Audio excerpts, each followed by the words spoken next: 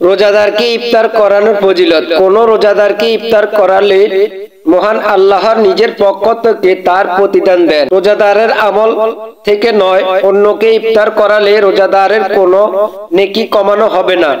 এটা বান্দার প্রতি মহান আল্লাহ তাআলার একান্ত অনুগ্রহ। রমজানে রোজাদারকে ইফতার করানো হলে মুমিনের বিশেষ আমল। এই বিশেষ আমলের বিনিময়ে মহান আল্লাহ তাআলা বান্দাকে ক্ষমা করে দেন। সুবহানাল্লাহ। এছাড়াও রয়েছে অনেক ফজিলত। আর অন্য রোজাদারকে ইফতার করানো নেকি বৃদ্ধি আমল ও পাপ মোচন আমল হিসেবে ঘোষণা করেছেন নবী করিম সাল্লাল্লাহু আলাইহি ওয়াসাল্লাম।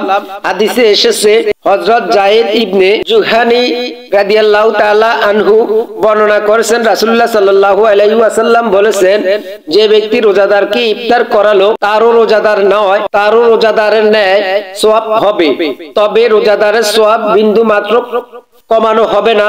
তিরমিজি শরীফ হাদিস নম্বর 807। যে রোজাদারকে ইফতার করালো তাকে পানাহার করালো তাকেও রোজাদারের সমান সওয়াব দেওয়া হবে, তবে রোজাদারের নেকি বিন্দু মাত্র কমানো হবে না। তাবরানী মুসান্নাফে আব্দুর রাজ্জাক। যে ব্যক্তি কখনো রোজাদারকে ইফতার করাবে তার গুনাহ মাফ হয়ে যাবে, সে জাহান্নাম থেকে মুক্তি লাভ করবে এবং রোজাদারের সওয়াবের সমপরিমাণ সওয়াব সে লাভ করবে। সুবহানাল্লাহ। তবে ওই রোজাদারের সওয়াব কম করা হবে না।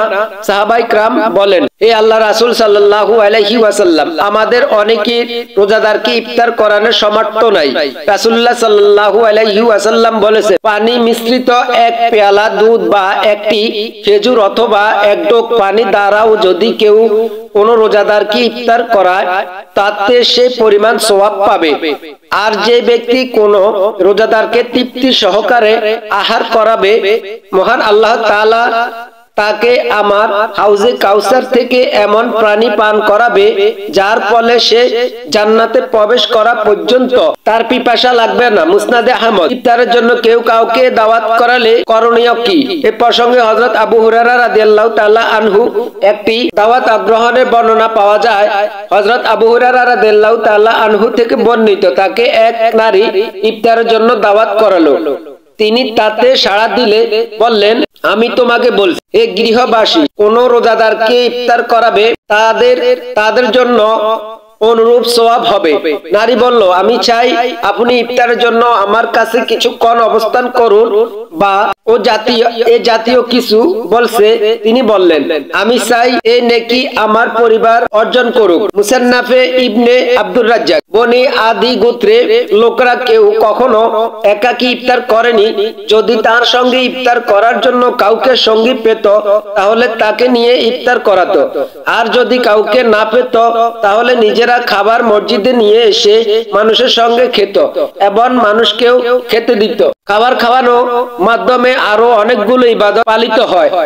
নিমন্ত্রিত ভাইদের সঙ্গে ভালোবাসাও তৈরি হয়। এই হৃদয়তা ও ভালোবাসা জান্নাতে প্রবেশের কারণ। যেমনটি রাসূলুল্লাহ সাল্লাল্লাহু আলাইহি ওয়াসাল্লাম বলেছেন, ঈমানদার ছাড়া কেউ জান্নাতে প্রবেশ করতে পারবে না, আর তোমরা ঈমানদার হতে পারবে না যতক্ষণ না একে অন্যকে ভালোবাসবে। মুসলিম শরীফ হাদিস নম্বর 54।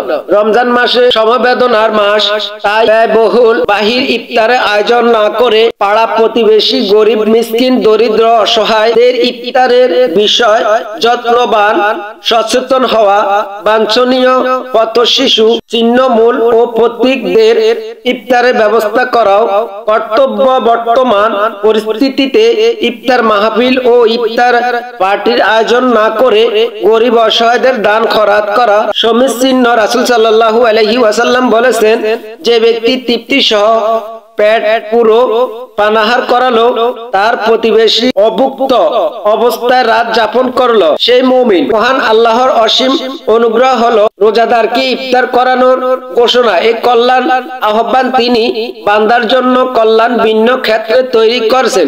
যেমন তিনি মানুষের প্রতি অনুগ্রহ করার আহ্বান জানিয়েছেন, সওয়াবের ঘোষণা দিয়েছেন। আল্লাহ তাআলা আমাদেরকে রোজাদারকে তৃপ্তি পরিমাণ ইফতার করানো সেই তৌফিক দান করুক। 30টি রোজা রাখা, তারাবির নামাজ 20 রাকাত পড়া, 5 ওয়াক্ত নামাজ সঠিকভাবে আদায় করা সেই তৌফিক দান করুক। আমিন।